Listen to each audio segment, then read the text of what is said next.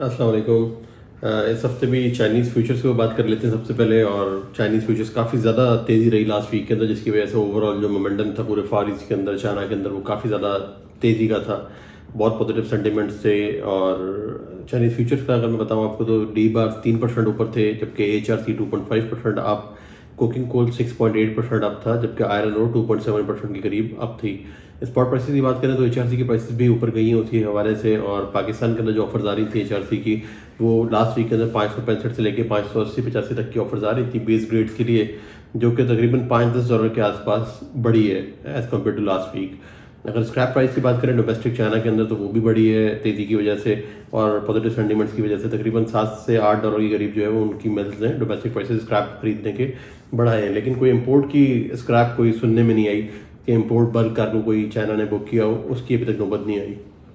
अगर iron ore की बात करें स्पॉट प्राइसेस की, तो वो भी स्टेबल था वीक ऑन वीक। तकरीबन 115 की प्राइस आ रही थी, जबकि कोकिंग कोल भी स्टेबल था, 230 की प्राइस आ रही थी। किसी किस्म का कोई मेजर फर्क इन दोनों चीज़ों के अंदर नहीं आया। जबकि फिनिश की जो प्राइसेस, जो एक्सपोर्ट प्राइसेस ऑफर हो रही थी वियतनाम के अंदर भी और बाकी रीजन्स के अंदर, वो भी खासी ऊपर गई हैं। तकरीबन $10 से $15 हर जगह पर इम्पैक्ट आया है, क्योंकि चाइनीज सेलर्स जो हैं और मिल्स वो भी होल्ड बैक करना चाह रहे हैं। उनको ये नहीं पता कि एक अपर सीलिंग क्या होगी प्राइसेस की। ऑल दो वो इसके लिए भी कन्विंस नहीं है कि प्राइसेस बहुत ज़्यादा एक्स्ट्राऑर्डिनरी ऊपर जा सकते हैं, लेकिन फिर भी थोड़ा सा कॉशियस रहकर ऑफर्स आ रही हैं और काम स्लो हो रहा है अभी इस वक्त। अगर बाकी की कंट्रीज़ की बात करें, जिस तरह वियतनाम की बात करें, तो वहाँ पर भी सेंटीमेंट थोड़ा इंप्रूव हुए हैं। चाइनीज़ जो HRC है वो भी बुक हुआ वियतनाम के लिए, और बाकी भी फ्लैट प्रोडक्ट्स जो है वो बुकिंग हुई है और कंपैरेटिवली हायर प्राइसेस पे हुई है। तकरीबन $5 से $10 उन्होंने हायर पे किए हैं अपनी पोजीशंस वापस जो है बुकिंग करने के लिए और अपने स्टॉक्स को रीस्टॉक करने के लिए बेसिकली। और उसका लोकल मार्केट के ऊपर भी इम्पैक्ट आ रहा है, बट अनफॉर्चुनेटली स्क्रैप के ऊपर किसी किस्म का खास इम्पैक्ट नहीं आया। वियतनाम के अंदर ये नहीं हुआ कि डोमेस्टिक मिल्स जो है वो स्क्रैप की बाइंग के लिए, इम्पोर्ट के लिए आगे बढ़ के आ गई हो। सेंटीमेंट ज़रूर पॉजिटिव है, मगर स्क्रैप की एक्टिविटी इतनी अच्छी नहीं है। जो रीबार्स हैं वहाँ पे वियतनाम में, उसकी भी एक तो प्राइसेस कम हुई हैं, जिसकी वजह से ये एक फैक्टर है। दूसरा फैक्टर ये है कि वहाँ पर बिजली की काफ़ी मसाइल हैं, इलेक्ट्रिसिटी शॉर्टेज है वियतनाम के अंदर, जिसकी वजह से स्क्रैप की जो प्राइसेस हैं वो इम्प्रूव नहीं हो पा रही अभी तक। ह्यूंडई स्टील की अगर बात करें साउथ कोरिया के अंदर, तो वो भी प्राइसेस थोड़ी सी उन्होंने बढ़ाई हैं अपनी। तकरीबन $17 के आसपास प्राइसेस जो बिड्स कर रहे हैं वो अब हायर साइड पे कर रहे हैं, जबकि कुछ कोरियन मिल्स हैं जिन्होंने प्राइसेस जो है वो अपनी कम की थी। बेहतर प्राइसेस के ऊपर भी यानी मिक्स सेंटीमेंट चल रहा है। कुछ मिल्स जो हैं वो हायर प्राइसेस दे रही हैं, कुछ लोअर प्राइसेस दे रही हैं। तो एग्जैक्टली मार्केट में क्या हो रहा है वो तो असेस करना मुश्किल है, बट अपेरेंटली प्राइसेस स्टेबल हैं अभी एज ऑफ नाउ। और अगर टोक्यो स्टील की बात करें तो उसने भी प्राइसेस अभी थोड़ी सी बढ़ाई हैं अपनी, तकरीबन $8 से लेकर $11 के आसपास जो उनकी बाइंग चल रही है डोमेस्टिक, उसके अंदर उन्होंने प्राइसेस इंक्रीज़ किए हैं अपने। और ताइवान के अंदर भी कुछ इसी किस्म का सेंटीमेंट है, उन्होंने भी $5 से $7 जो है वो प्राइसेस इंक्रीज़ किए हैं अपने स्क्रैप की बाइंग के अंदर। तो इसका मतलब ये हुआ कि China, Vietnam, Taiwan, South Korea, इन सब कंट्रीज़ के अंदर ही सेंटीमेंट्स पॉजिटिव हैं और उसके असरात प्राइसेस के ऊपर आना शुरू हो चुके हैं। जापान के अंदर भी प्राइसेस जो है वो अपवर्ड ट्रेंड के ऊपर है, क्योंकि जो डिफरेंट डेस्टिनेशन पर उनकी ऑफर जा रही हैं उसकी एक्सेप्टेबिलिटी हायर प्राइसेस के ऊपर आ रही है। अब रह गई बाकी की दुनिया अलग साइड पर, उनको किस तरह से कब असर आएगा। और चाइना की अगर फर्दर तेज़ी रहती है इस हफ्ते के अंदर, तो हो सकता है कि इम्पैक्ट बाकी जगहों पर भी आना शुरू हो जाए। अब करते हैं टर्की की बात। टर्की के अंदर सेंटीमेंट्स कोई खास पॉजिटिव नहीं रहे लास्ट वीक के अंदर। सिर्फ 1-2 कार्गोस की बुकिंग सुनने में आई, जो कि ऑलमोस्ट सिमिलर प्राइसेस के ऊपर थी, थोड़ी सी हायर साइड के ऊपर थी। अगर प्राइस की बात करें तो यूरोपियन HMS बुक हुआ तकरीबन 387-388 के लेवल्स के ऊपर, जबकि जो बोनस और शेड बुक हुआ तकरीबन 410-11 के प्राइसेस लेवल्स के ऊपर बुक हुआ है लास्ट वीक के अंदर, जो कि वीक ऑन वीक अगर हम बात करें तो प्राइसेस ऑलमोस्ट स्टेबल ही नज़र आ रही हैं। जो नई ऑफर्स आ रही हैं यूरोपियन सेलर्स की, वो तकरीबन 385 के लगभग आ रही थी और US की 390 के लगभग आ रही थी, जबकि बिड्स काफ़ी लोअर साइड पर हैं। जो लास्ट वीक में बुकिंग हुई है, अब टर्किश वेल्स उसके ऊपर भी माल खरीदने को तैयार नहीं है और कोशिश कर रही हैं दोबारा से एक दफ़ा पुश बैक करने की सेलर्स को और प्राइसेस को नीचे लेकर आने की। कौन जीतेगा, किसको कामयाबी मिलेगी, वो तो इस हफ्ते के अंदर फिर पता चली जाएगा अगले कुछ दिनों के अंदर। जबकि अगर इंडेक्सेस की बात की जाए, जो स्क्रैप की इंडेक्स है वो यूरोपियन इंडेक्स अभी इस वक्त 382 पे स्टैंड कर रही है, और श्रेड की जो US HMS की इंडेक्स है वो तकरीबन $389 के ऊपर स्टैंड कर रही है। और फर्दर इस हफ्ते की बुकिंग्स से पता चलेगा कि मार्केट्स कहाँ पे मूव कर रही हैं, बट ओवरऑल बड़ा स्टैग्नेंट मार्केट है टर्की के अंदर। अगर HRC और फ्लैट प्रोडक्ट्स की बात की जाए तो उसका भी जो सेल्स है वो बहुत ज़्यादा स्लो है, $10 से $15 कम भी हुए हैं। टर्की बाकी डेस्टिनेशन जो रेगुलर डेस्टिनेशन है टर्की की, उसके ऊपर एक्सपोर्ट नहीं कर पा रहा, क्योंकि इनकी प्राइसेस अनफॉर्चुनेटली अट्रैक्टिव है ही नहीं। और बाकी जो चाइनीज़ प्राइसेस, वियतनाम की प्राइसेस हैं, वो काफ़ी अट्रैक्टिव नज़र आ रही है इन कंपैरिजन। जो बड़ी चेंजेस नज़र आएंगी हमें, या बड़ा डिसीजन नज़र आएंगे और सेंटिमेंट जो डेवलप होगा वो उम्मीद है कि 22 जून के बाद होगा, क्योंकि टर्की के अंदर जो उनकी सेंट्रल बैंक की मीटिंग है और उनके लोन्स के हवाले से, क्रेडिट फैसिलिटीज़ के हवाले से वो कुछ मेजर डिसीजन होने हैं 22 जून की मीटिंग के अंदर। उसके बाद शायद कस्टमर्स को भी पता चल जाएगा, टर्की का जो लीरा डेप्रिशिएट हो रहा था, जो इम्पोर्टर्स हैं उनके लिए भी क्लैरिटी आएगी।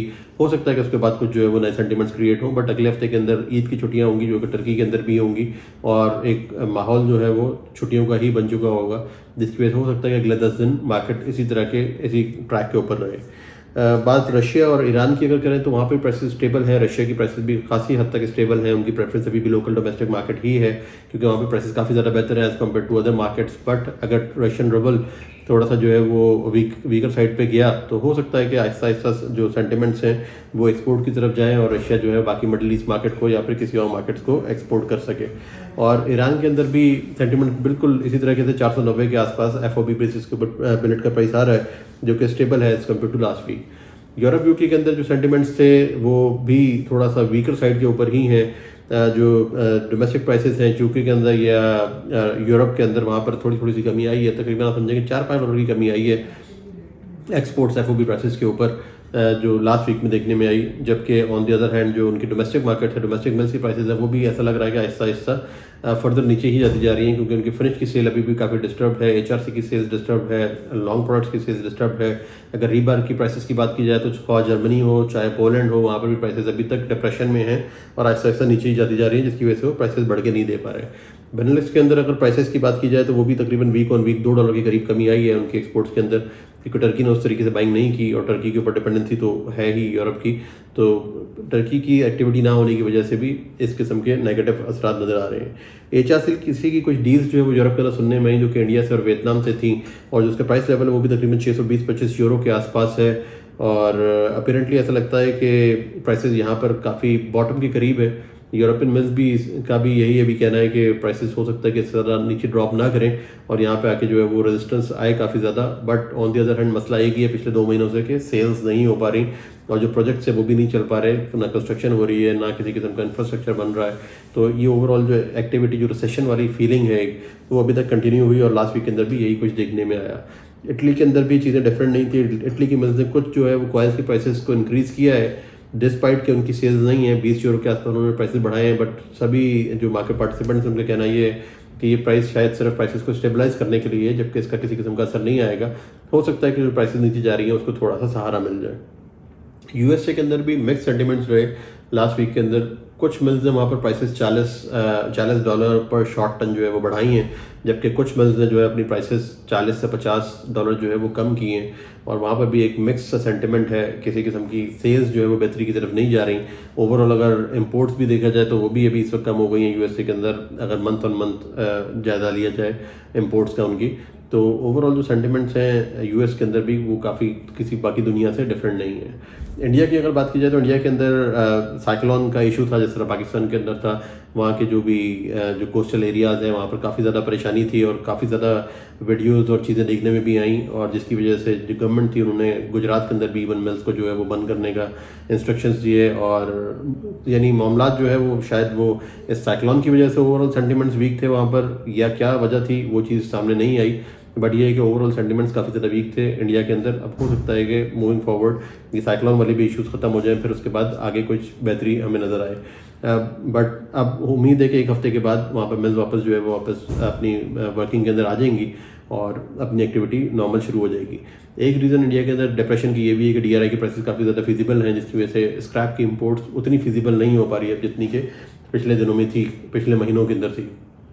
तो वो भी एक फैक्टर है जो कि इंडिया की स्क्रैप डिमांड को अभी इस वक्त डिप्रेस कर रहा है। और फिनिश की जो सेल है वो तो ऑलरेडी, चाहे वो फ्लैट्स हों चाहे लॉन्ग प्रोडक्ट्स हों, दोनों ही डिप्रेस है इंडिया के अंदर, जिसकी वजह से कोई ख़ास ओवर की इंक्वायरीज़ भी नहीं आई और कोई ख़ास काम भी सुनने में नहीं आया। और वहाँ पर अभी भी एक्सपेक्ट किया जा रहा है कि अगले हफ्तों के अंदर डिमांड इतनी ज़्यादा नहीं आएगी। हाँ, ये है कि रीस्टॉक करने के लिए मिल्स को कुछ खरीदारी करनी पड़ेगी, वो अपना करते चले जाएंगे और मार्केट एक स्लो मार्केट बेसिकली रहेगी। बांग्लादेश के अंदर भी सेंटिमेंट्स इसी किस्म के थे, किसी किस्म की कोई मेजर चेंज नहीं है। रीबार्स के अंदर भी चेंज नहीं है। जो इंपोर्ट्स थी वो थोड़ी सी बेहतर हुई हैं और प्राइसेस भी $5 के करीब बढ़े हैं, क्योंकि बांग्लादेश मिल्स की रीस्टॉकिंग की डिमांड आ रही है, बट इतनी ज़्यादा नहीं आ रही क्योंकि उनके भी LCs के इशूज़ अभी तक परसिस्ट कर रहे हैं। अब पाकिस्तान की बात करते हैं। पाकिस्तान के अंदर भी जो ऑफर्स हैं वो तकरीबन मोस्टली लास्ट वीक में 435 से 438 आ रही थी श्रेडेड की, जिस पे जो बिड्स थी वो बहुत ही कम कस्टमर्स की थी। एक तो रुझान बहुत कम था बाइंग का, क्योंकि पाकिस्तान में BLC के इश्यूज बढ़ते चले जा रहे हैं वक्त के साथ साथ, और आने वाला जो हफ्ते हैं वो मज़ीद मुश्किल लग रहे हैं अभी इस वक्त। जो लास्ट वीक के अंदर ऑर्डर्स बुक हुए वो 435 के लगभग ही हुए पाकिस्तान के अंदर श्रेडेड के। और HMS की अगर बात की जाए तो वो भी तकरीबन 405 से 10 के लगभग प्राइसेस सुनने में आ रही हैं। अब जून एंड भी है, क्लोजिंग है, एक वजह ये भी हो सकती है कि पाकिस्तान के अंदर मार्केट में एक्टिविटी काफ़ी ज़्यादा कम है, लिक्विडिटी के काफ़ी ज़्यादा इश्यूज़ हैं। अब क्लोजिंग के बाद एक दूसरा इशू ये है कि ईद की छुट्टियां आने वाली हैं, अगले हफ्ते से फिर से ईद का समा होगा पूरी तरह से। इसी हफ्ते वीकेंड से जो है वो मोस्ट प्रोबेबली ज़्यादातर बिजनेस क्लोज हो जाएंगे और फैक्ट्रीज जो है वो शट डाउन पे चली जाएंगी। और अब ये देखना है कि ईद की छुट्टियों के बाद फैक्ट्रीज वापस प्रोडक्शन दोबारा कब शुरू करती हैं, ख्वाह वो एक्सटेंडेड शट डाउन लेती हैं, क्योंकि प्राइसेस के हालात अच्छे नहीं हैं और जो स्क्रैप की प्राइस है और जो फिनिश की प्राइस है उसके अंदर मार्जिन्स अब नहीं बचे हैं और मिल्स को फर्दर अपनी प्रोडक्शंस को रिड्यूस करना पड़ रहा है। और हो सकता है कि अभी रीबास की प्राइसेस तो और ज़्यादा कम हुई हैं लास्ट वीक के अंदर, फर्दर कम हो चुकी हैं। अब जो प्राइसेस सुनने में आ रही हैं वो 248 250 के लगभग सुनने में आ रही है, बट इसके ऊपर भी सेल्स करना काफ़ी ज़्यादा मुश्किल हो रहा है मिल्स के लिए। तो अभी तक के लिए तो यही अपडेट्स थी। इसके अलावा ये है कि हाई इन्फ्लेशन और रिसेशन हिट कर रहा है पाकिस्तान को, वो असरात बढ़ते ही चले जा रहे हैं, कम होने का निशान नहीं है, कोई नामो निशान नज़र नहीं आ रहा अभी। और ऐसा लगता है कि मुश्किल हालात के अंदर ही अभी रहना होगा मिल्स को और जो स्टॉकिस्ट है उनको, और आगे सेल्स के इश्यूज इस तरह रहेंगे। ईद के बाद हो सकता है कि मार्केट की एक्टिविटी जो है थोड़ी सी बेहतर हो, बट फिर मानसून होगा, बारिशें होंगी इंडिया में, पाकिस्तान के अंदर। तो फिलहाल नियर टर्म के अंदर कोई इस एक्टिविटी कोई बहुत ज़्यादा बढ़ती नज़र नहीं आ रही। अभी तक के लिए यही अपडेट्स थी। Thank you very much.